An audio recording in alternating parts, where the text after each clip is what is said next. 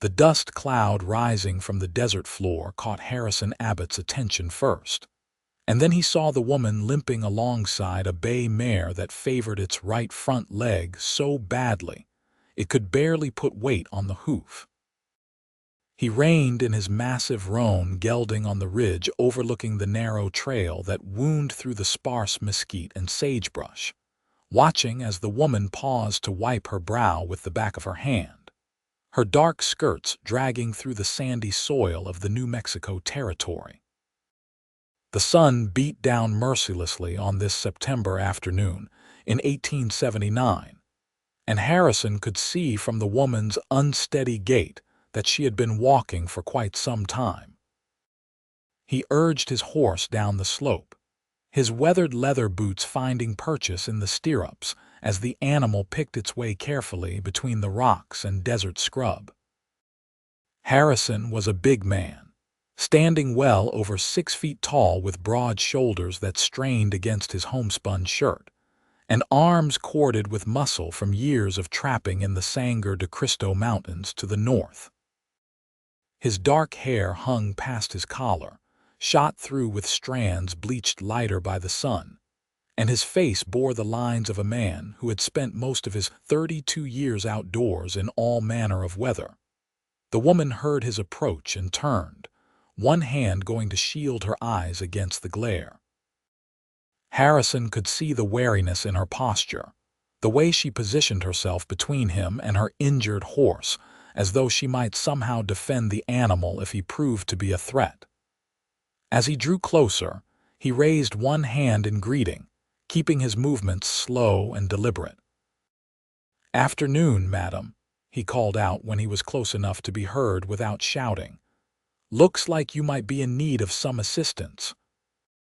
She was younger than he had first thought, perhaps 23 or 24, with honey-colored hair that had mostly escaped its pins to hang in damp strands around her face. Her blue calico dress was dusty and stained with sweat, and her face was flushed from exertion and heat. But it was her eyes that struck him most forcefully, a deep brown that held both determination and a hint of desperation. "My horse went lame about 5 miles back," she said, her voice hoarse. "I have been trying to make it to Tucumcari, but I fear we are not moving very quickly."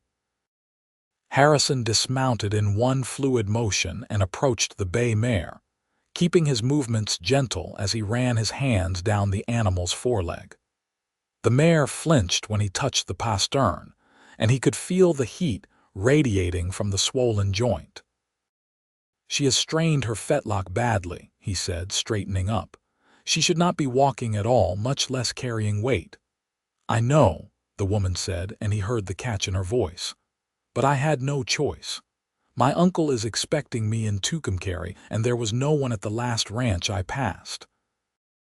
Harrison looked at her more closely, taking in the fine quality of her dress beneath the dust, the well-made leather satchel slung across her body, the small trunk strapped to the back of the mare's saddle. "How far have you walked?" "Since dawn," she admitted. "I left from the way station at Montoya."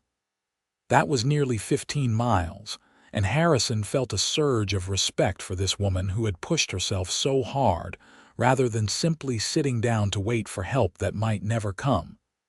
"You will never make it to Tucumcari before dark, not on foot," he said.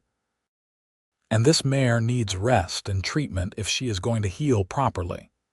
The woman's shoulders sagged slightly, and he could see that she was at the end of her strength. "I do not suppose you are heading toward Tucumcari yourself." "I was planning to make camp up in the hills tonight," Harrison said, gesturing toward the low mountains visible in the distance. "But I can change my plans." He untied the rope from his saddle and fashioned a quick lead for the bay mare, then turned to the woman. "You will ride my horse, and I will walk your mare. She can manage if she does not have to carry any weight, and we can make Tucumcari by nightfall if we keep a steady pace." The woman stared at him as though he had just offered her the moon. "You would do that, but you do not even know me." "I know you are in trouble, and I know how to help," Harrison said simply. He held out his hand to help her mount. "Name is Harrison Abbott. Most folks call me Harrison or Abbott, depending on how well they know me." She hesitated only a moment before placing her dusty hand in his. "Josie Miller. My friends call me Josie." Harrison lifted her easily onto the roan's back, noting how light she was despite being a woman of average height. She settled into the saddle with a soft sigh of relief, and he saw her shoulders relax as the weight came off her feet. He gathered the reins of both horses and started walking, leading the bay mare carefully while his roan followed along with Josie perched on its back.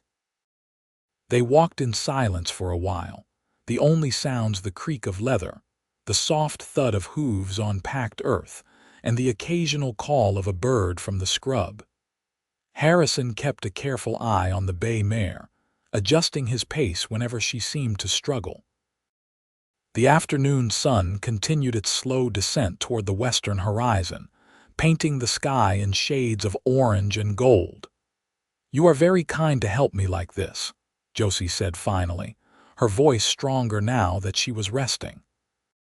"Most men would have offered to buy my horse for next to nothing and left me to manage on my own."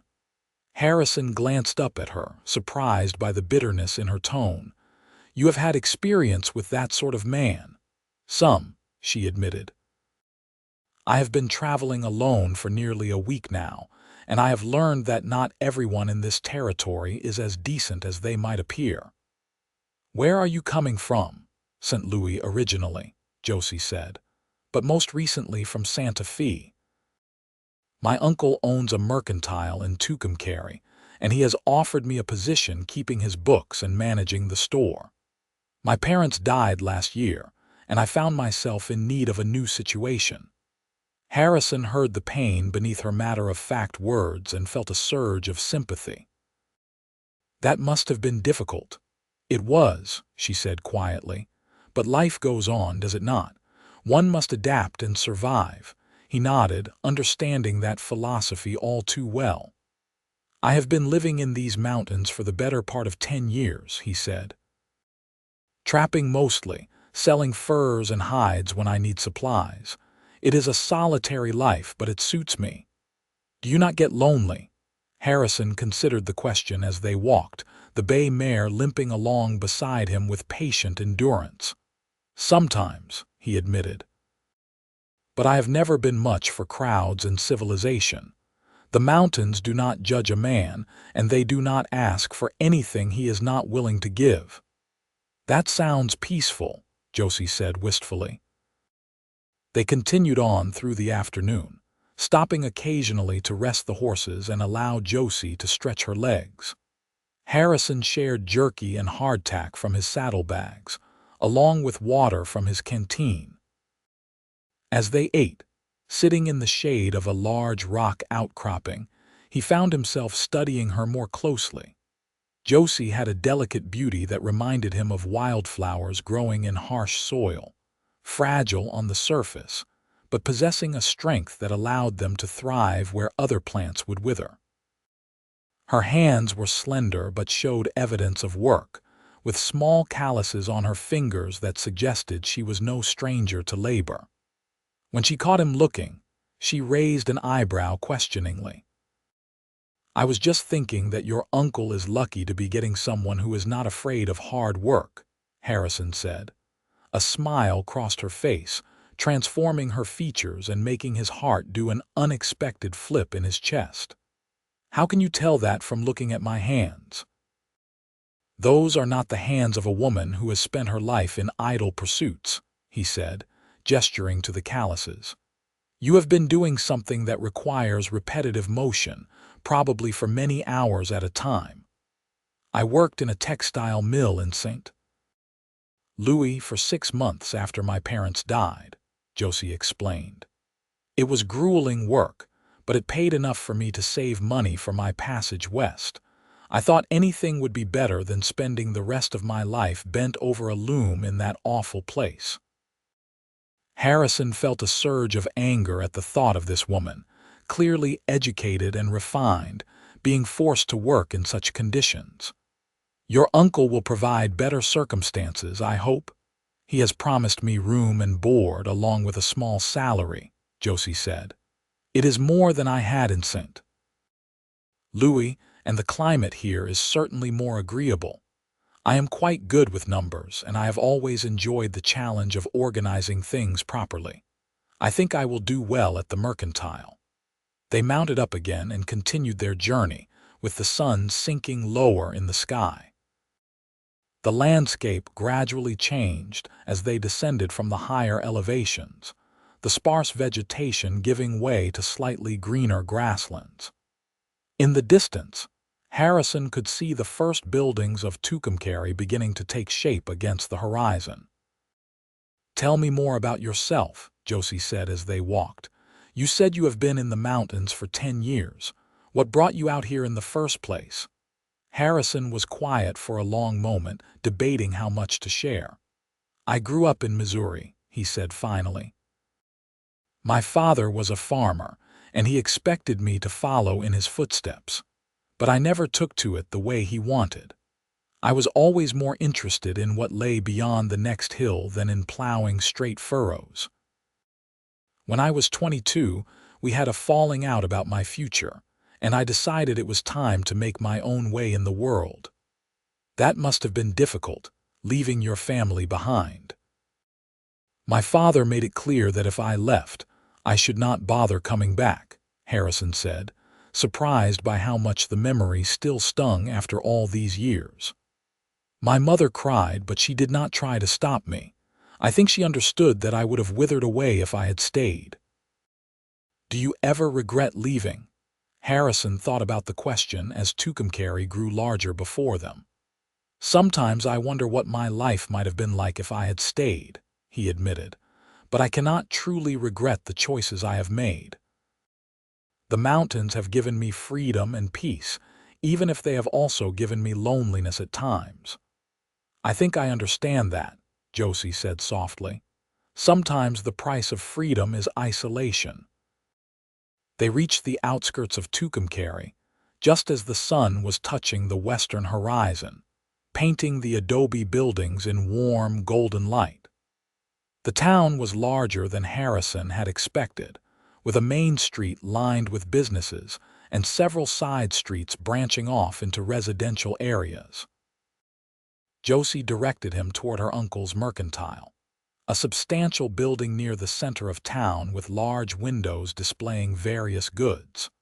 A portly man with graying hair and a neatly trimmed beard emerged from the store as they approached, his face lighting up with relief when he saw Josie. "Josephine, thank heavens you are safe. I was beginning to worry when you did not arrive yesterday as expected." Josie slid down from Harrison's horse with a wince, her legs clearly stiff from the long ride. "I am sorry to worry you, Uncle Theodore. My horse went lame, and I would still be walking if this gentleman had not come to my aid." Theodore Miller turned his attention to Harrison, his sharp eyes taking in the mountain man's appearance with an assessing look. "I am in your debt, sir. My niece is very precious to me, and I shudder to think what might have happened if she had been forced to spend the night alone on the trail." "No debt necessary," Harrison said, though he accepted the older man's handshake. "I was glad to be able to help." "Nonsense," Theodore said briskly. "You will at least allow me to offer you supper and a place to sleep for the night. It is the least I can do to repay your kindness." He turned to examine the bay mare, clicking his tongue in sympathy when he saw the swollen fetlock. "Poor creature. I will have one of my boys take her to the livery stable and have the farrier look at her first thing in the morning." Harrison found himself accepting the invitation, partly because he was genuinely hungry and tired from the long walk, but mostly because he was not quite ready to say goodbye to Josie. There was something about her that drew him, a combination of strength and vulnerability that made him want to know more about her story. Theodore's home was a comfortable adobe structure behind the mercantile, with thick walls that kept the interior cool despite the lingering heat of the day. His wife, a pleasant woman named Clara, welcomed Harrison with genuine warmth and immediately set about preparing a substantial meal. Josie excused herself to wash up and change out of her dusty traveling clothes, leaving Harrison to make small talk with Theodore in the parlor. "I must confess I am relieved that Josephine has finally arrived," Theodore said, pouring 2 glasses of whiskey and handing one to Harrison. "When my sister died last year, I worried about what would become of the girl. She is too intelligent and capable to waste away in some factory, but a young woman alone in the world faces significant challenges." "She seems quite capable of taking care of herself," Harrison observed, taking a sip of the whiskey and appreciating its smooth burn. "Oh, she is," Theodore agreed. "But capable and safe are not always the same thing, especially in this territory. I am hoping that by bringing her here, I can provide her with both security and purpose. She has a fine head for business, and I am not getting any younger. Eventually, I would like to see her take over the mercantile entirely." When Josie reappeared, Harrison barely recognized her. She had changed into a simple but well-made dress of deep green that brought out the golden tones in her hair, which she had pinned up neatly. Her face was fresh and clean, and the color had returned to her cheeks. She caught his eye and gave him a small smile that made his heart race.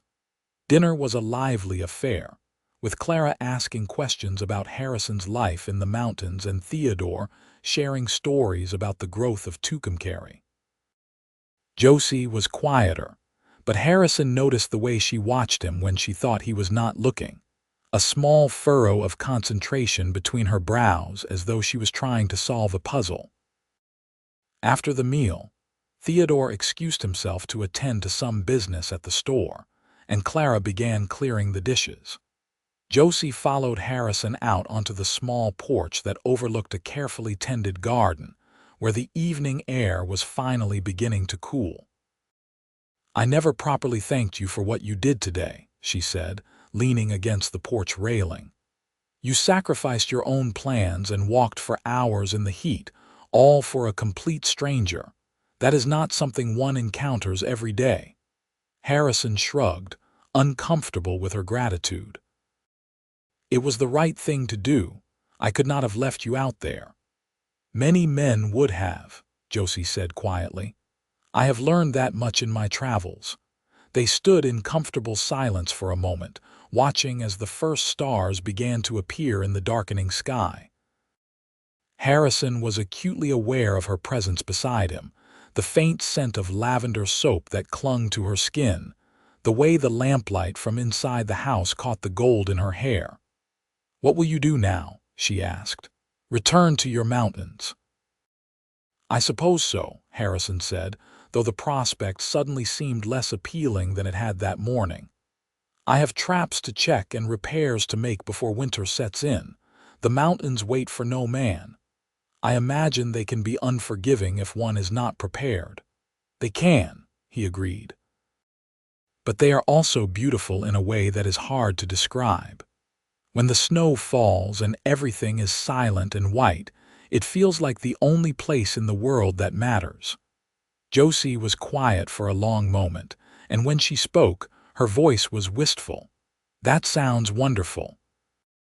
I have spent most of my life in cities, surrounded by noise and people. Sometimes I dream about what it would be like to have that kind of peace." Harrison turned to look at her, surprised by the longing in her voice. "The mountain life is not for everyone. It can be harsh and lonely, especially for someone accustomed to civilization." "Perhaps," she said, meeting his eyes, "but I think I would like the chance to find out someday." There was something in the way she looked at him that made Harrison's breath catch, a connection he had not felt with anyone in longer than he could remember. He wanted to say something, to tell her that he understood that longing for something beyond what life had given her, but the words stuck in his throat. Clara called from inside, asking Josie for help with something, and the moment was broken. Josie gave him an apologetic smile and slipped back into the house, leaving Harrison alone with his thoughts and the growing realization that this woman had somehow managed to slip past his carefully constructed defenses in the space of a single afternoon. He spent that night in the small guest room, lying awake and staring at the ceiling as his mind churned with unfamiliar emotions. He had been alone for so long that he had convinced himself he preferred it that way, that he was not suited for the complications of relationships and domestic life. But something about Josie challenged that assumption, made him wonder if perhaps he had been lying to himself all these years. In the morning, Harrison joined the family for breakfast, a hearty meal of eggs and bacon that Clara served with fresh bread and strong coffee. Theodore announced that the farrier had examined the bay mare and determined that she would need at least 2 weeks of rest before she could be ridden again, news that Josie received with a mixture of relief and resignation. "I am just grateful she will recover," she said, pouring more coffee for Harrison. "I was so worried that the injury might be permanent." "The farrier is quite skilled," Theodore assured her. "He has already begun treating the inflammation and he is confident she will heal well." Harrison knew he should be preparing to leave, that he had already lingered longer than necessary. But when Theodore asked if he might be willing to help move some heavy crates at the mercantile before departing, he found himself agreeing readily. Anything to spend a few more hours in Tucumcari, to be near Josie a little while longer. The work at the mercantile was straightforward but physically demanding, involving the reorganization of the storeroom to make space for a shipment that was due to arrive later that week. Harrison threw himself into the task with enthusiasm, grateful for the distraction of physical labor. Josie appeared mid-morning with cool water and stayed to help, her nimble fingers making quick work of cataloging the inventory while Harrison moved the heavier items. They worked well together, Harrison realized, falling into an easy rhythm that required little verbal communication. Josie seemed to anticipate what he needed before he asked for it, and he found himself naturally adjusting his pace to accommodate her shorter reach and smaller stature. When they finished, several hours later, the storeroom was perfectly organized and both of them were dusty and tired but satisfied. "You are a wonder, young man," Theodore said, surveying their work with approval. "What would have taken me and my regular employees 2 full days, you have accomplished in a single morning." "I am accustomed to hard work," Harrison said, accepting the towel Josie offered him to wipe his face. This was nothing compared to hauling furs down a mountainside. Theodore studied him thoughtfully for a moment, and Harrison had the distinct impression that the older man was making some kind of calculation. "How would you feel about staying on for a few days?" Theodore asked. "I could use a strong back and willing hands, and I would pay you fairly for your time. There is always work to be done around here, and my regular help is often occupied with other tasks." Harrison glanced at Josie, who was watching him with an expression he could not quite read. The sensible part of his brain told him to decline politely, to return to the mountains and his solitary life before he got any more entangled with this woman, who had already managed to turn his world upside down. But the rest of him, the part that had come alive again in her presence, wanted desperately to stay. "I suppose I could spare a few days," he heard himself saying. "My traps can wait a little longer." The smile that spread across Josie's face made the decision worthwhile, and Harrison felt something settle in his chest, a rightness that he had not experienced in years. Theodore clapped him on the shoulder and began outlining various projects that needed attention, but Harrison was only half listening. His attention was focused on Josie, on the way her eyes sparkled with something that looked like happiness, and he wondered if perhaps he had been brought to that dusty trail yesterday for more than just helping a stranded traveler. The days that followed fell into a pleasant pattern. Harrison would rise early and join Theodore at the mercantile, tackling whatever tasks needed his strength or expertise. Josie was usually already there, having established her workspace at a small desk near the front counter, where she could manage the accounts while also helping customers. Harrison found himself inventing reasons to pass by her desk, to catch her eye and exchange a smile or a brief word. In the evenings, he would join the family for dinner, and afterward, he and Josie would often end up on the porch, talking about everything and nothing while the desert night cooled around them. She told him about her childhood in St. Louis, about her parents who had run a small bookshop and instilled in her a love of learning and literature. He shared stories of his time in the mountains, describing the wildlife and the changing seasons, the challenges and rewards of living so close to nature. With each conversation, Harrison felt the connection between them growing stronger, becoming something that could not be easily dismissed or ignored. He caught himself thinking about her at odd moments during the day, wondering what she was doing or what she would think about something he had seen or heard. When he made her laugh, which happened with increasing frequency, he felt as though he had accomplished something significant and worthwhile. Theodore seemed to notice the growing attachment between them, and Harrison sometimes caught the older man watching them with a thoughtful expression. But he said nothing, and Harrison was grateful for the discretion. He was still trying to sort out his own feelings, still grappling with the realization that his carefully ordered solitary life might not be what he truly wanted after all. On the 5th day of his stay, Harrison was repairing a section of fence behind the mercantile when Josie appeared with a basket containing lunch. She spread a blanket in the shade of a cottonwood tree and began unpacking sandwiches and fruit, gesturing for him to join her. "Aunt Clara thought you might appreciate a break from your labors," she said as he settled onto the blanket beside her, acutely aware of the small space between them. "And I confess I was looking for an excuse to escape the store for a little while. It has been exceptionally busy this morning." "Business is good, then." "Very good," Josie confirmed, handing him a sandwich. "Uncle Theodore is quite successful, though I am beginning to understand why he needs help. There is far more work involved in running a mercantile than I had imagined.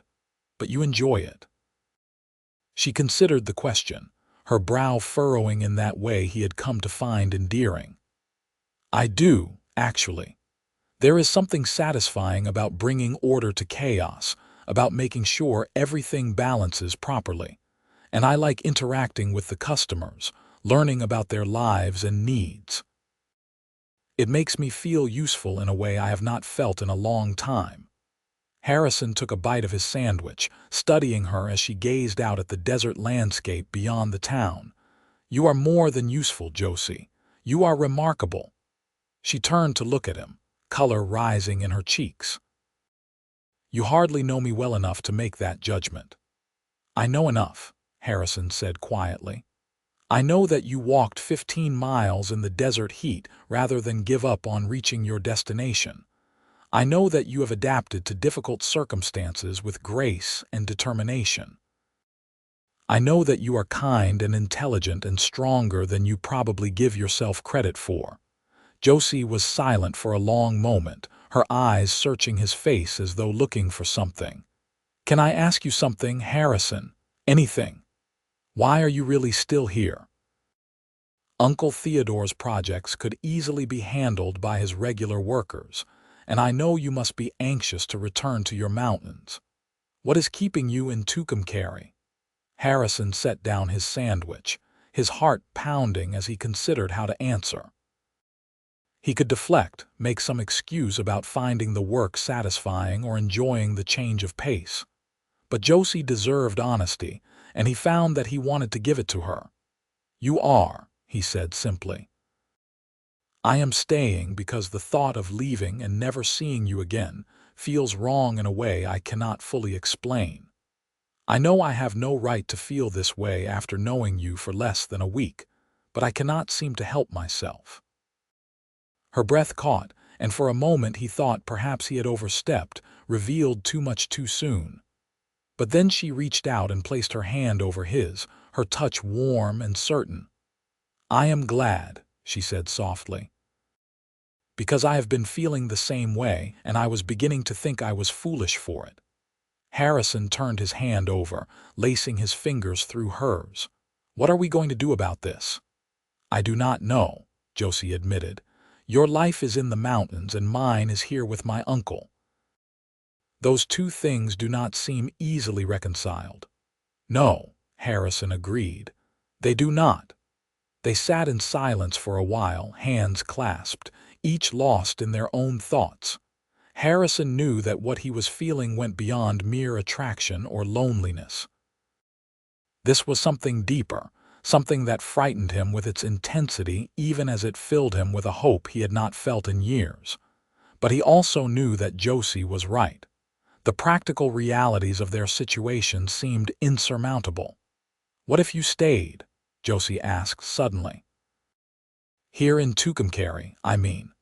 Uncle Theodore clearly values your help, and there must be work you could do here. You would not have to give up the outdoors entirely. There is still plenty of wilderness surrounding the town." The suggestion was tempting, more tempting than Harrison wanted to admit. But the thought of giving up the mountains, of trading his freedom for the constraints of town life, made him feel claustrophobic. "I do not know if I could be happy in a town, Josie. I have spent too many years living my own way, following my own schedule. I am not sure I know how to be anything other than what I am." "Then what if I came with you?" she asked, her voice barely above a whisper. "To the mountains, I mean. You could teach me how to live that life." Harrison wanted to say yes more than he had ever wanted anything, but the practical part of him that had kept him alive in harsh conditions rebelled at the idea. "The mountain life is brutal, especially in winter. It is one thing for me to choose that hardship, but I could not ask you to give up your security and comfort for something so uncertain." "You are not asking," Josie pointed out. "I am offering. You have only just arrived here, only just started building a new life for yourself. Your uncle is counting on you, and you are clearly good at what you are doing. How can I ask you to abandon all of that?" Josie pulled her hand away from his, and Harrison immediately missed the contact. "You are right, of course," she said, though he could hear the hurt in her voice. "It was foolish of me to even suggest it. We barely know each other and I am being ridiculous." "Josie," Harrison said, reaching for her hand again. "You are not being ridiculous. I care about you, more than I have cared about anyone in longer than I can remember. But I also want what is best for you, and I am not convinced that I am it." She looked at him then, her brown eyes shining with unshed tears. "Should that not be my decision to make?" He had no answer for that, and they finished their lunch in uncomfortable silence. When Josie gathered up the basket and returned to the mercantile, Harrison felt as though something precious had slipped through his fingers, and he was powerless to catch it. That evening, the mood at dinner was subdued. Even Theodore and Clara seemed to sense the tension between Harrison and Josie, though they said nothing about it. Harrison excused himself early, claiming fatigue, and retreated to his room where he lay awake long into the night, wrestling with impossible choices. By morning, he had made a decision. He found Theodore in the mercantile before it opened while Josie was still helping Clara with breakfast preparations. The older man looked up from the ledger he was reviewing, his expression knowing. "You are leaving," Theodore said. It was not a question. "I think it would be best," Harrison replied. "I have been away from my traps too long, and winter will be here before I know it. I need to prepare." Theodore nodded slowly, closing the ledger. My niece has become quite attached to you, as I suspect you have to her." "I know," Harrison said quietly, "which is why I need to leave before anyone gets hurt." "I think it might be too late for that," Theodore observed, "but I understand your reasoning even if I do not entirely agree with it." He paused, studying Harrison intently. "Would you consider a proposal?" "What kind of proposal?" "Stay through the winter," Theodore said. "Help me run the mercantile, and in the spring you can make a decision about whether to return to the mountains or build a life here. I would pay you a fair wage, enough to save up some money if you decide to leave. And it would give you time to see if what you feel for Josephine is real or merely the result of a chance encounter." Harrison was shaking his head before Theodore finished speaking. "I cannot do that. It would not be fair to any of us, and especially not to Josie. She needs to focus on building her life here, not waiting to see what I might decide." "You are assuming she wants to build her life here," Theodore said gently. "Have you considered that perhaps she is only staying because she feels she has no other choice?" "That girl has a wanderer's heart, Harrison, much like you do. She has just been forced to suppress it by circumstances." The words hit Harrison like a physical blow because he recognized the truth in them. He had seen the wistfulness in Josie's eyes when he described the mountains, the longing for something beyond the confines of civilization. But he had dismissed it, telling himself that she could not possibly understand what she would be giving up. "Even if that is true," Harrison said slowly, "I cannot ask her to risk everything on feelings that developed over less than a week. What if it does not work out? What if she hates the mountain life? Or what if we discover that what we feel is not strong enough to sustain us through the hardships? She would have given up her security for nothing." "That is a risk in any relationship," Theodore pointed out. "At least this way, you would both know you tried. The alternative is spending the rest of your lives wondering what might have been." Harrison left the mercantile without giving Theodore an answer, his mind churning with possibilities and fears. He walked through Tucumcari as the town came to life, watching families emerge from their homes and businesses opening their doors. He saw the church at the end of the main street, the schoolhouse where children were already gathering, the evidence of community and connection that he had convinced himself he did not need. But he also saw the vast expanse of desert beyond the town, the mountains rising in the distance, and he felt the familiar pull of wild spaces and solitude. He had built his life around that pull, had defined himself by his ability to survive and thrive away from civilization. Could he really give that up, even for a woman who had managed to touch his heart in ways he had not thought possible? He was still wrestling with these questions when he returned to Theodore's home to collect his belongings. Josie was in the garden, deadheading flowers with methodical precision. She looked up when she heard his footsteps, and he saw her eyes widen when she noticed the saddlebag slung over his shoulder. "You are leaving," she said, and he heard the resignation in her voice. "I need to get back to the mountains," Harrison said, the words tasting like ashes in his mouth. "I have responsibilities there." Josie set down her shears and walked toward him, her chin lifted in a gesture of defiance that he had come to recognize.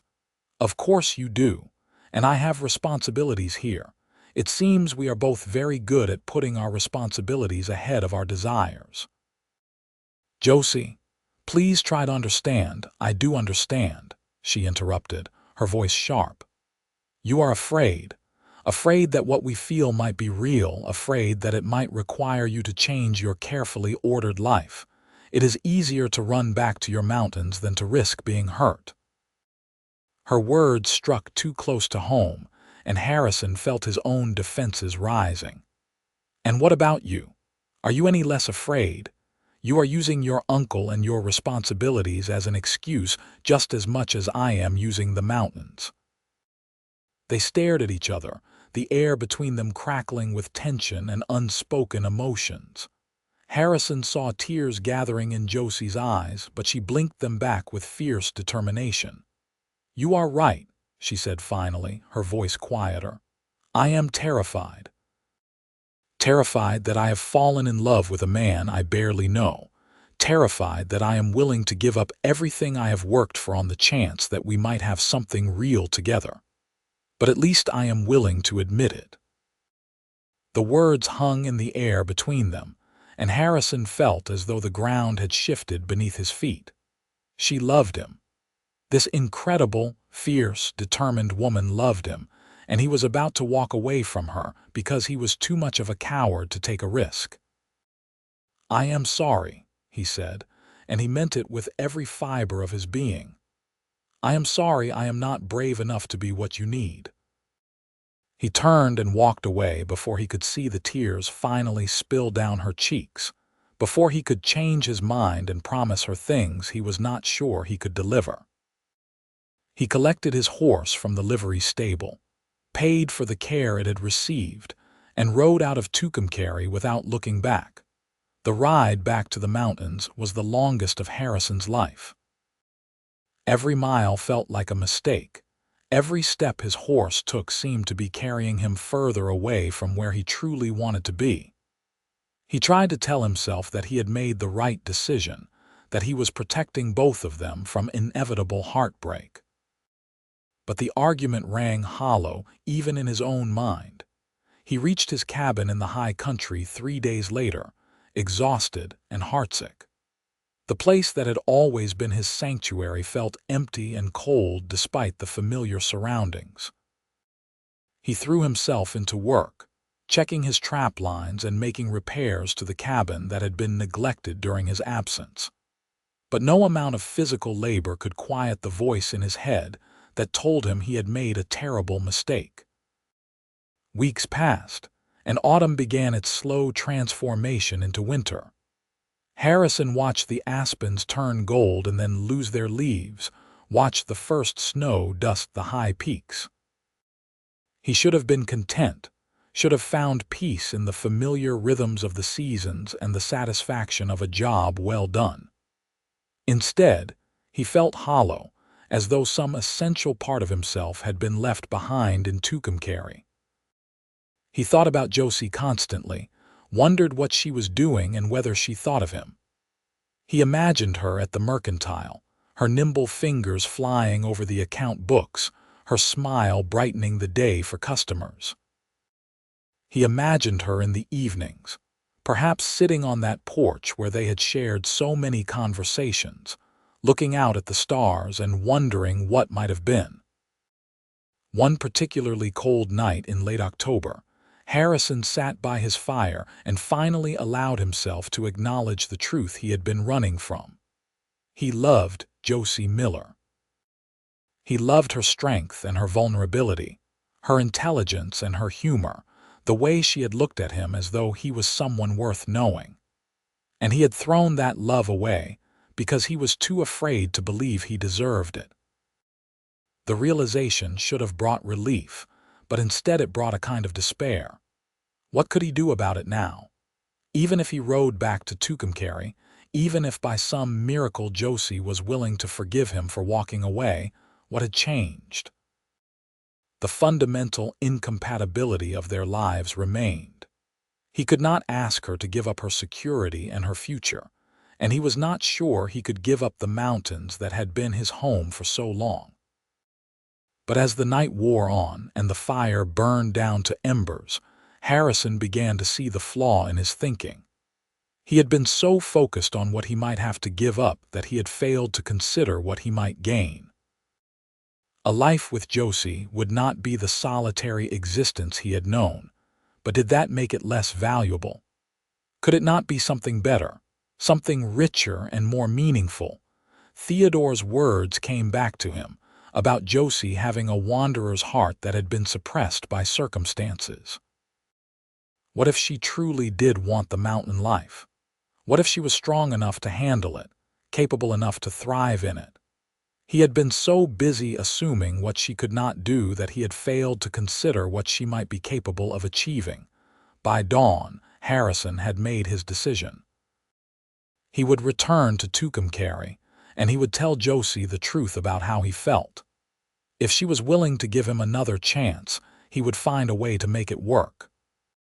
Perhaps they could split their time between the mountains and the town, or perhaps they could build a new kind of life that incorporated elements of both worlds. The specifics did not matter as much as the fundamental commitment to try.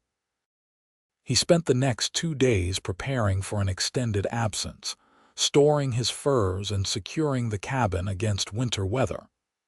Then he saddled his horse and began the long ride back to Tucumcari, his heart lighter than it had been in weeks despite the uncertainty ahead. The journey took 5 days, longer than his previous trip due to snow in the higher elevations. Harrison pushed as hard as he dared, anxious to reach his destination before he lost his nerve. When Tucumcari finally came into view on the afternoon of the 5th day, he felt a surge of emotion so powerful it nearly undid him. He rode directly to the mercantile, his heart pounding as he dismounted and tied his horse to the rail. Through the large front windows, he could see customers browsing the aisles and Theodore behind the counter. But he did not see Josie, and a spike of fear went through him. What if she had left? What if she had decided that Tucumcari was not where she wanted to be after all? The bell above the door chimed as he entered, and Theodore looked up from helping a customer. The older man's eyes widened with surprise, and then something that looked like relief crossed his face. He excused himself and came around the counter, extending his hand to Harrison. "I was hoping you might come back," Theodore said quietly, "though I confess I had begun to give up hope." "Where is Josie?" Harrison asked, unable to keep the urgency from his voice. Theodore's expression grew somber. "She is not here. She left Tucumcari 3 weeks ago." Harrison felt as though the floor had dropped out from under him. "She left? Where did she go?" "I am not entirely certain," Theodore admitted. "She worked here for about 2 weeks after you departed, but her heart was not in it. Finally, she came to me and said she could not stay, that she needed to figure out what she truly wanted from life rather than simply accepting what circumstances had given her. I tried to convince her to wait, to give herself more time, but she was determined." "Did she say anything about where she was going?" Theodore shook his head. "Only that she was heading north, perhaps to Colorado or Montana. She sold her horse, the one that had gone lame, and used the money to buy supplies and a train ticket. That was 3 weeks ago, and I have not heard from her since." Harrison felt panic rising in his chest. Josie was out there somewhere, alone and traveling through increasingly dangerous territory as winter approached. She had limited experience with wilderness survival, and while he knew she was strong and capable, strength and capability could only take a person so far in harsh conditions. "I have to find her," Harrison said, already turning toward the door. Theodore caught his arm. "Harrison, wait. She could be anywhere by now. How will you even know where to start looking?" "I do not know," Harrison admitted, "but I cannot just do nothing. If something happens to her because I was too much of a coward to tell her how I felt, I will never forgive myself." Theodore studied him for a long moment, then nodded. "She mentioned something about wanting to see the mountains you had described to her. She asked me about routes north from here that would take her through high country. I pointed her toward Raton Pass and suggested she might find work in some of the mining towns in southern Colorado.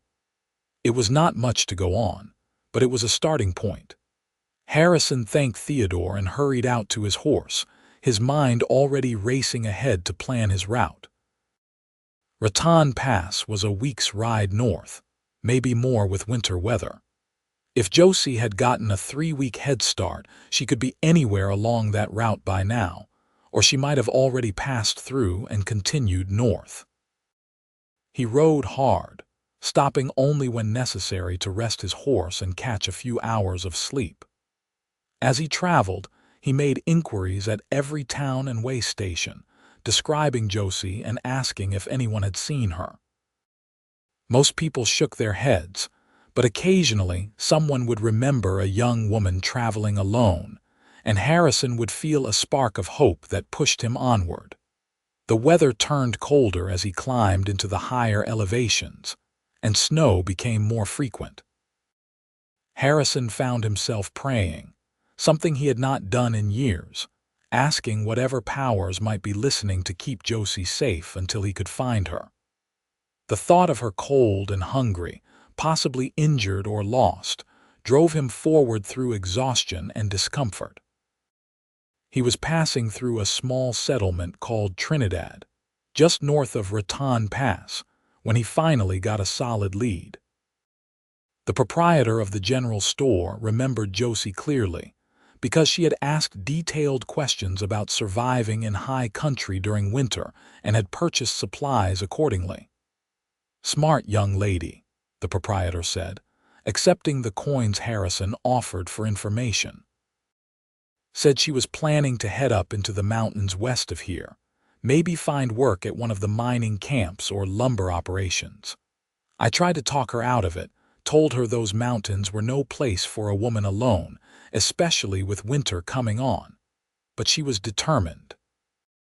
Harrison thanked the man and immediately turned his horse west, following the rough trail that led up into the Sangre de Cristo range. The mountains here were different from the ones he knew further north, but they shared the same wild beauty and harsh indifference to human concerns. He pushed higher into the aspens and pines, watching for any sign of Josie's passage. 2 days later, as a light snow was beginning to fall, he spotted smoke rising from a small valley below. He urged his tired horse down the slope, hope and fear warring in his chest. As he drew closer, he could make out a crude cabin, little more than a shelter really, with a lean-to structure nearby that housed a single horse. Harrison dismounted and approached cautiously, his heart pounding. Before he could call out, the cabin door opened and Josie emerged, a rifle held competently in her hands. She froze when she saw him, and for a long moment, they simply stared at each other across the snowy clearing. She looked different than he remembered, thinner and harder somehow, dressed in practical men's clothing with her hair braided back. But her eyes were the same, those deep brown eyes that had haunted his dreams, and they were currently wide with shock. "Harrison," she said, her voice uncertain. "What are you doing here?" He took a step forward, then another, until he was standing just a few feet away from her. "Looking for you. I went back to Tucumcari and your uncle said you had left. I have been searching for you for 2 weeks. Josie lowered the rifle, leaning it against the cabin wall. "Why?" "Because I am an idiot," Harrison said bluntly. "Because I let fear and stubbornness drive away the best thing that ever happened to me. Because I love you, and I need you to know that." Her breath caught, and he saw her hands begin to tremble. "You love me." "I do," Harrison said, closing the remaining distance between them. "I think I have loved you since the moment I saw you limping along that trail, too stubborn to give up even when everything was against you. And I am sorry it took me so long to be brave enough to say it." Tears were streaming down Josie's face now, and she made no effort to wipe them away. "I love you too," she said, her voice breaking. I tried to stop, tried to tell myself it was foolish to love someone I had known for such a short time, but I could not make the feeling go away. Harrison reached out and cupped her face in his hands, his thumbs gently brushing away her tears. "What are you doing out here, Josie? These mountains are dangerous, especially alone." "I was trying to understand," she said, her hands coming up to cover his. "Trying to understand what it was about this life that called to you so strongly." I thought if I could experience it myself, I might understand you better, or I might realize that I could never be part of your world. And what have you learned? A small smile crossed her face, transforming her features. That it is harder than I imagined, but also more beautiful. That I am stronger than I thought I was, but also that strength alone is not always enough. That I would rather face these challenges with you than be comfortable and safe without you. Harrison pulled her close, wrapping his arms around her and breathing in the scent of wood smoke and pine that clung to her hair. She fit against him perfectly, as though they had been designed to hold each other. For a long moment they simply stood there, two people who had found each other against impossible odds, grateful for the second chance they had been given. "Come inside," Josie said finally, pulling back enough to look up at him. "It is not much, but it is warm and dry." The cabin was indeed crude, but Josie had made it as comfortable as possible with the limited resources available. There was a small stove for heat and cooking, a narrow bed covered in blankets, and a few supplies stacked neatly in one corner. Harrison noticed signs of her competence everywhere, from the efficiently stacked firewood to the way she had organized her provisions. "I have been living here for about a week," Josie explained as she added wood to the stove. "I was working at a lumber camp about 5 miles from here, helping the cook in exchange for wages and a place to sleep.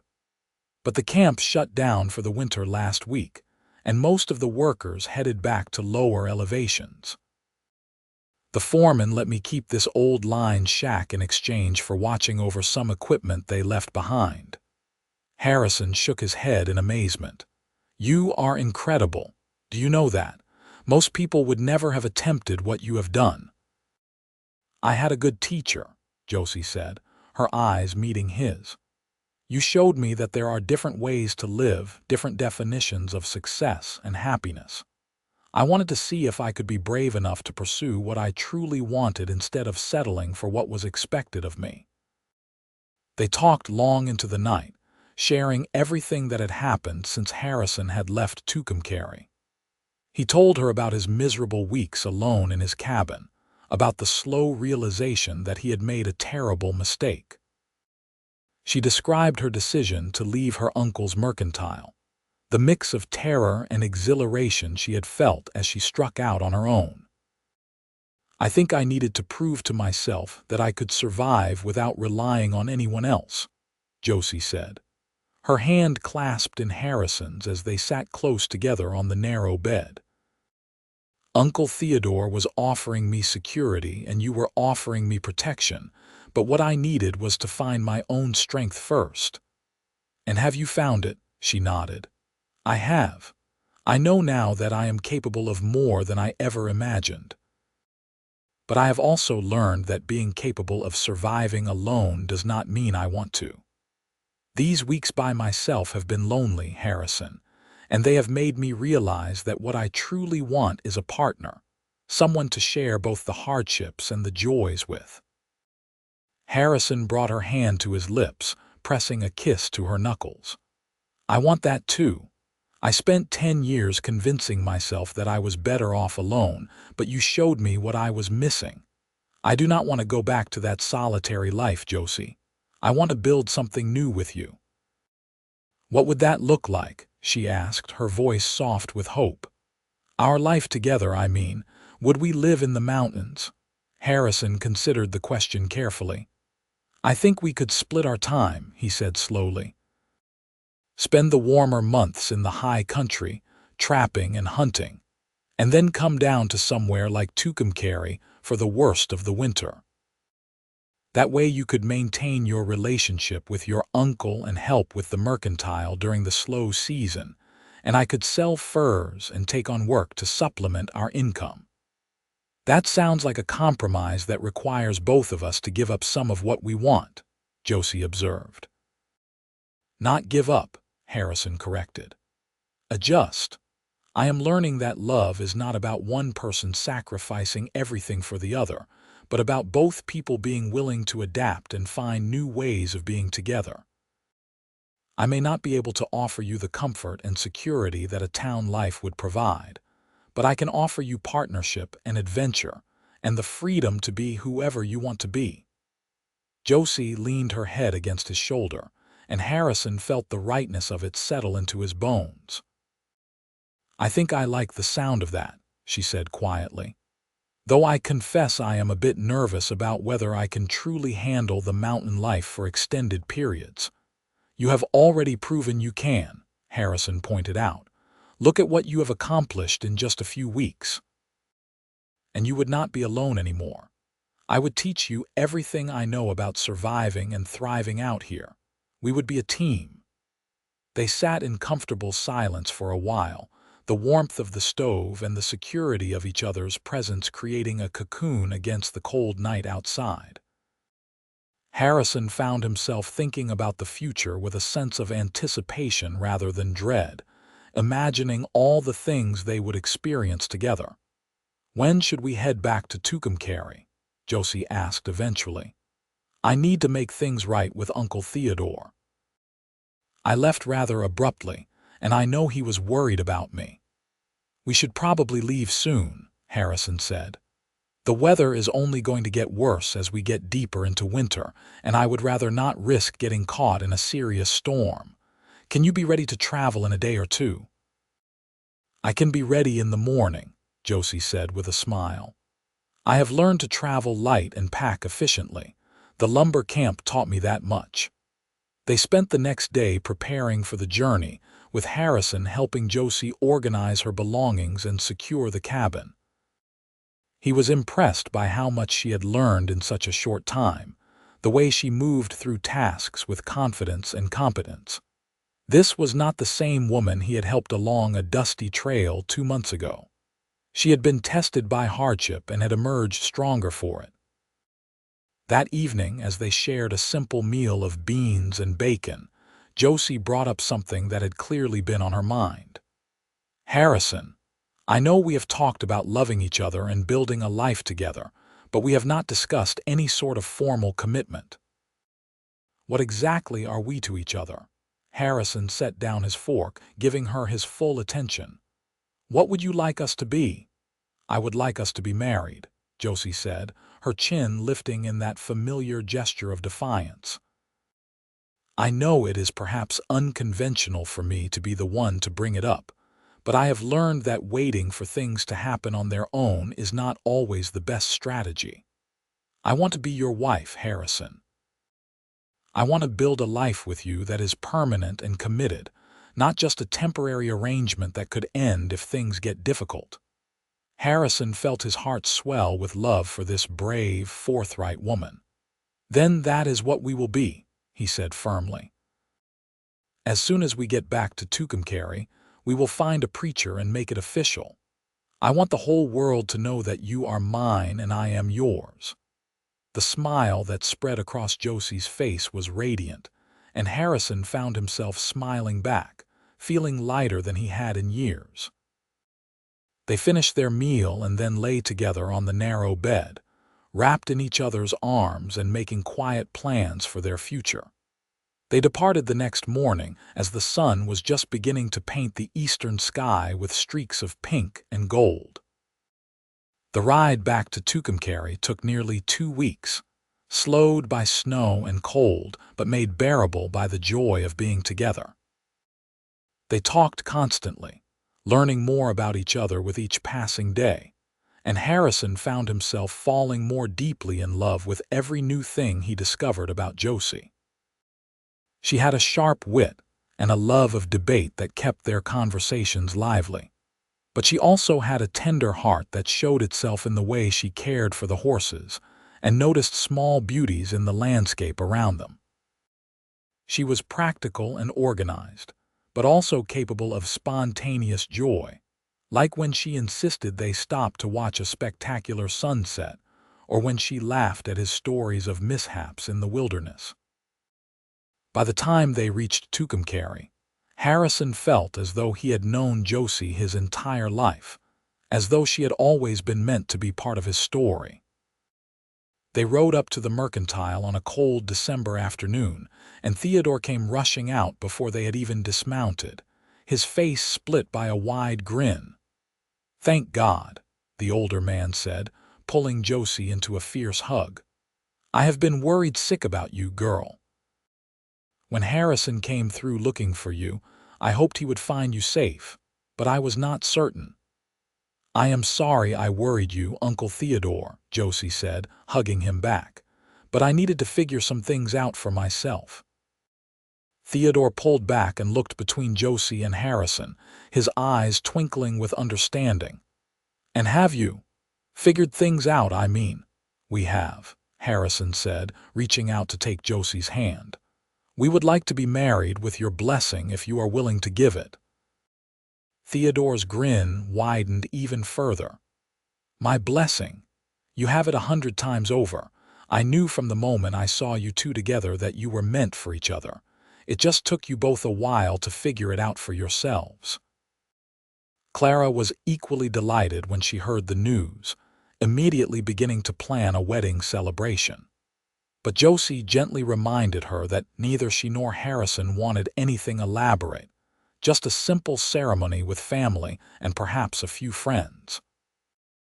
They were married 3 days later in the small church at the end of Tucumcari's Main Street, with Theodore giving Josie away and Clara crying happy tears throughout the ceremony. Harrison would remember that day for the rest of his life. The way Josie had looked in a simple blue dress that brought out the gold in her hair, the feel of her hand trembling slightly in his as they spoke their vows, the moment when the preacher pronounced them husband and wife, and he was finally able to kiss her properly. It was not a fancy wedding by any measure, but it was perfect in its simplicity and sincerity. They spent the winter in Tucumcari, living in a small house that Theodore helped them rent and working at the mercantile to save money for their life together. Harrison found that town life was not as stifling as he had feared, not when he had Josie to come home to every evening. And Josie seemed to thrive on the balance of working hard during the day and spending their evenings planning for the future.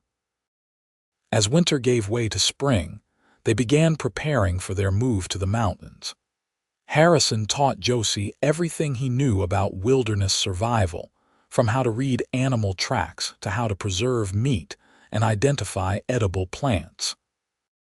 She proved to be an eager and capable student, absorbing information quickly and asking intelligent questions that showed she was truly thinking about how to apply what she learned. In late April, when the high country snow had finally melted enough to make travel safe, they loaded their supplies onto 2 sturdy horses and said goodbye to Theodore and Clara. The older couple stood on the porch waving as Harrison and Josie rode out of town, and Harrison saw Josie wipe away a few tears even as she smiled. "You will miss them," he said gently.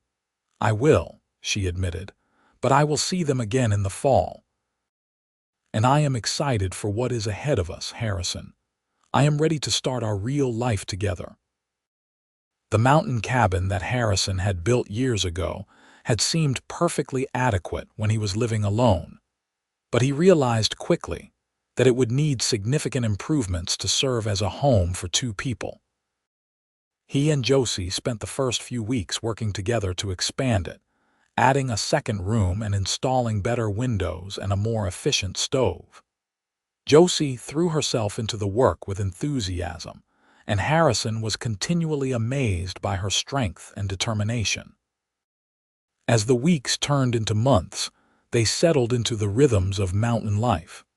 Harrison taught Josie how to set and check traps, how to cure hides and prepare pelts for market. She proved to have a natural talent for the work, and her organizational skills meant that their operation ran far more efficiently than Harrison's solo efforts ever had. They hunted together, with Josie becoming increasingly proficient with a rifle, and they fished in the cold mountain streams. But it was not all work. They also found time for joy and exploration, hiking to high alpine meadows where wildflowers bloomed in profusion, and swimming in crystal-clear lakes that took their breath away with their cold beauty. They made love under the stars and talked for hours about everything and nothing, building a foundation of friendship and partnership that went beyond mere physical attraction. In late August, Josie began feeling unwell in the mornings, and they both realized what it might mean. Harrison rode down to the nearest settlement and returned with a doctor, who confirmed their suspicions. Josie was pregnant, due to give birth sometime in early spring. The news filled Harrison with a mixture of joy and terror. The thought of bringing a child into the world in such a remote location frightened him, but Josie remained calm and practical, already making plans for how they would manage. "We will go down to Tucumcari in late winter," she said firmly. "That way I can have the baby there with proper medical care and Aunt Clara to help. Once the baby is old enough to travel safely, we can return to the mountains for the summer." Harrison agreed, grateful for her level-headed approach. As autumn painted the aspens gold and the nights grew crisp with approaching winter, they began making preparations for their journey back to Tucumcari. They had accumulated a substantial number of furs and hides over the summer months, enough to provide a good income when sold. The trip down from the mountains was slower than their spring ascent had been, with Harrison being extra careful on rough terrain to avoid jostling Josie too much. But she bore the discomfort with her usual grace, and they reached Tucumcari in early November, just as the first winter storms were beginning to blow in. Theodore and Clara were overjoyed by the news of the coming baby, and they immediately began preparing a nursery in the house, where Harrison and Josie would be staying for the winter. The months passed quickly, with Harrison working at the mercantile and Josie helping with lighter tasks as her pregnancy advanced. In March, during a night when spring rain drummed on the roof, Josie went into labor. Harrison paced anxiously while Clara and the midwife attended to her, feeling more helpless than he had ever felt in his life. But when he finally heard the thin wail of his newborn child, all his fear evaporated into pure joy. The midwife emerged to tell him he had a son, healthy and strong. Harrison entered the bedroom to find Josie propped up against pillows, looking exhausted but radiant as she cradled the tiny bundle in her arms. She looked up when he approached, her eyes shining with tears and happiness.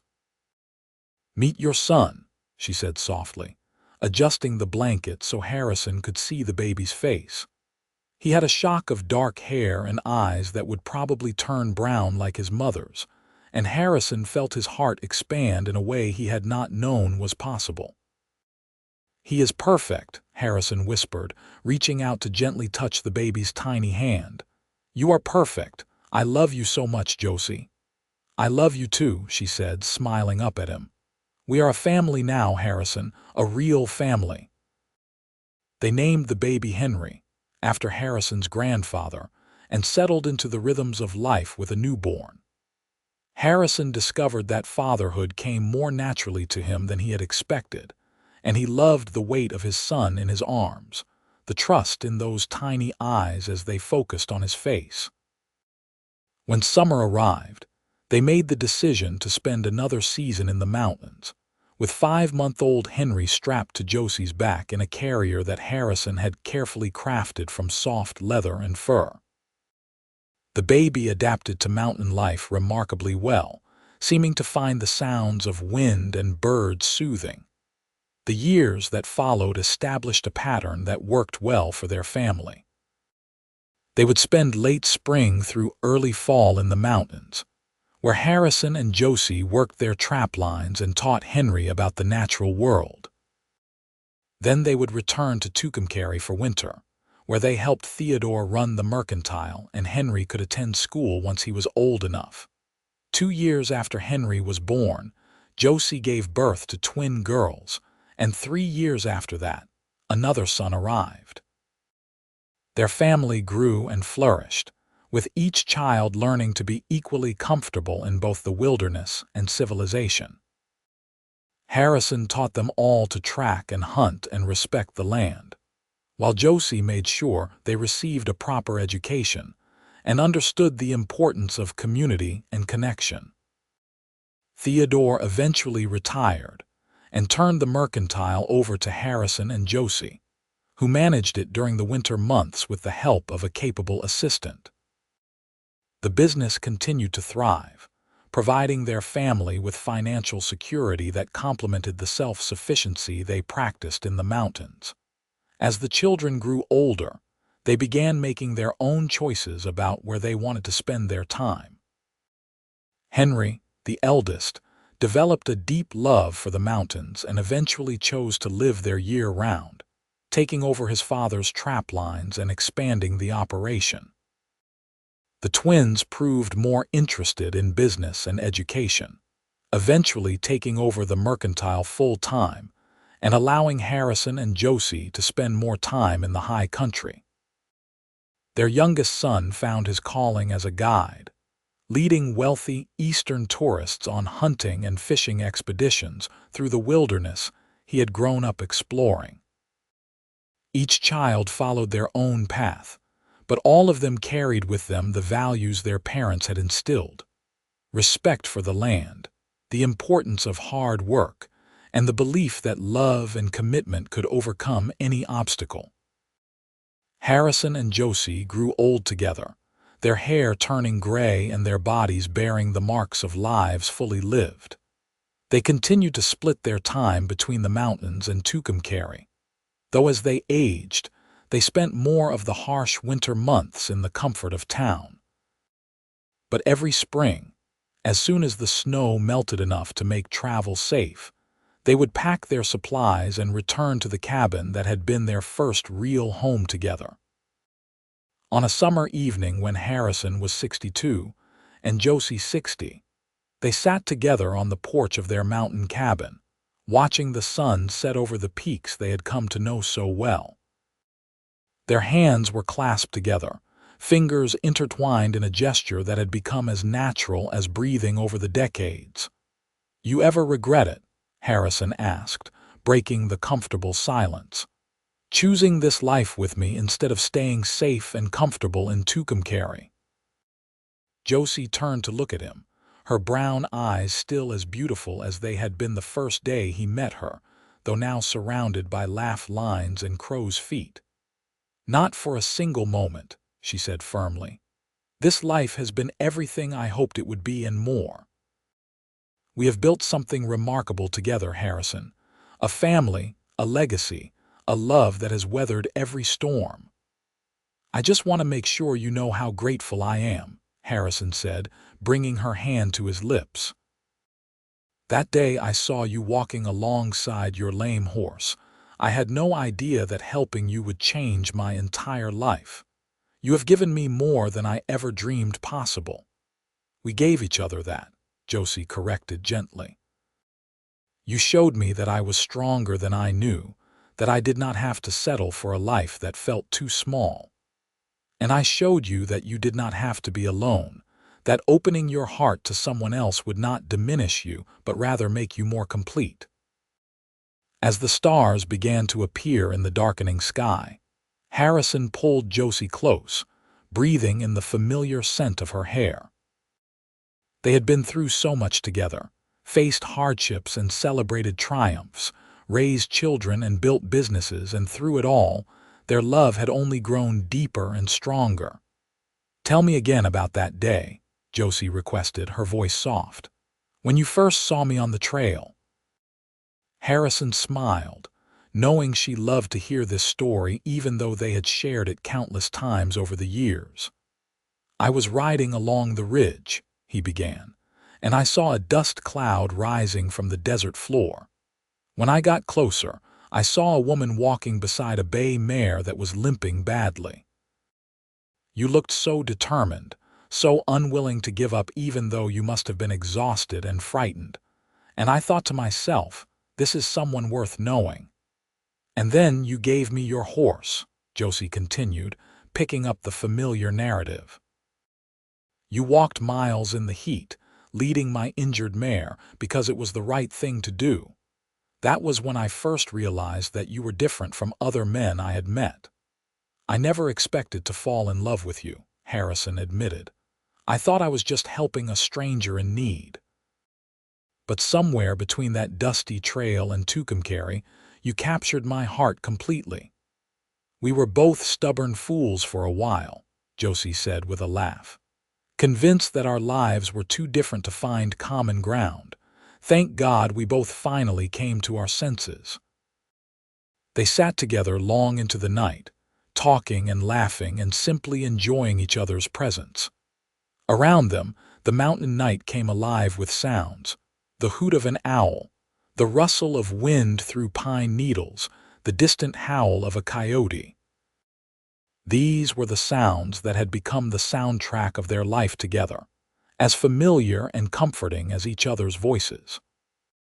In the years that followed, Harrison and Josie continued their pattern of splitting time between the mountains and Tucumcari, though the balance gradually shifted more toward town as their bodies aged and the demands of mountain life became more challenging. But they never gave it up entirely, returning each summer to the cabin where they had built their life together, where every tree and rock and stream held memories of their shared adventures. Their children and grandchildren would visit regularly, filling the cabin with noise and laughter. Harrison loved watching Josie with the grandchildren, seeing the way her face lit up as she taught them to identify plants or told them stories of the old days. She remained sharp and engaged well into her 70s, still helping to manage the mercantile and serving as an advisor to their children's various enterprises. Harrison's strength lasted longer than most men his age, likely due to decades of physical labor and clean mountain living. He continued to hunt and fish well into his late 60s, though he no longer ran trap lines and was content to leave that work to younger generations. His greatest joy was sharing his knowledge with his grandchildren, teaching them the skills that had sustained him throughout his life.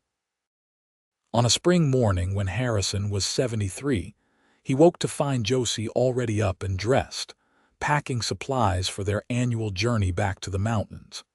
She caught him watching her and smiled, that same smile that had captured his heart so many years ago. "I thought we might leave a few days early this year," she said. "The weather is perfect, and I find myself impatient to get back to our cabin." Harrison rose and wrapped his arms around her from behind, resting his chin on top of her head. "Then we will leave today if you wish. I am as eager as you are to return home." They made the journey to the mountains one last time together, taking their time and stopping frequently to rest and enjoy the scenery. It took them nearly twice as long as it had in their younger days, but neither of them minded. Every moment together was precious, and they had learned long ago not to rush through life. That summer was particularly beautiful, with warm days and cool nights, abundant wildlife and spectacular wildflower displays. Harrison and Josie spent their days in comfortable routine, tending their garden and going on gentle walks through the forest. In the evenings, they would sit on their porch and watch the sun set, content in the silence that only decades of companionship can create. On a night in late August, with a meteor shower painting the sky with streaks of light, Josie turned to Harrison with a peaceful expression. "I am so happy," she said simply. "Right here, right now, I am completely happy. Whatever comes next, I want you to know that." Harrison squeezed her hand, understanding on some deep level what she was really saying. "I am happy too, my love. You have given me the most extraordinary life." They sat together until the meteor shower faded and the sky lightened with approaching dawn. Two people who had found each other against all odds and built something beautiful and lasting from a chance encounter on a dusty trail. Josie passed away peacefully in her sleep 3 weeks later, her hand still clasped in Harrison's. She was 73 years old and had lived to see her children succeed, her grandchildren grow, and her legacy secured. Harrison held her one last time, feeling as though part of his soul had been torn away, but also grateful beyond measure for the decades they had shared. He brought her body down from the mountains and buried her in Tucumcari, in the cemetery on the hill overlooking the town she had come to so many years ago. Their children and grandchildren gathered for the service, sharing stories of a woman who had been strong and brave and full of love. Harrison stood silently through most of it, his grief too deep for words. After the funeral, he returned to the mountain cabin alone, unable to bear the thought of staying in Tucumcari without Josie. He spent his remaining days there, surrounded by memories of their life together. His children visited regularly, worried about him living alone at his age, but he assured them he was fine. "This is where I need to be," he would tell them. "Every tree and rock and stream reminds me of her, and that brings me comfort rather than pain. I'm not ready to leave this place yet." On a crisp October morning, Harrison's oldest son Henry found him on the porch, sitting in his favorite chair with a peaceful expression on his weathered face.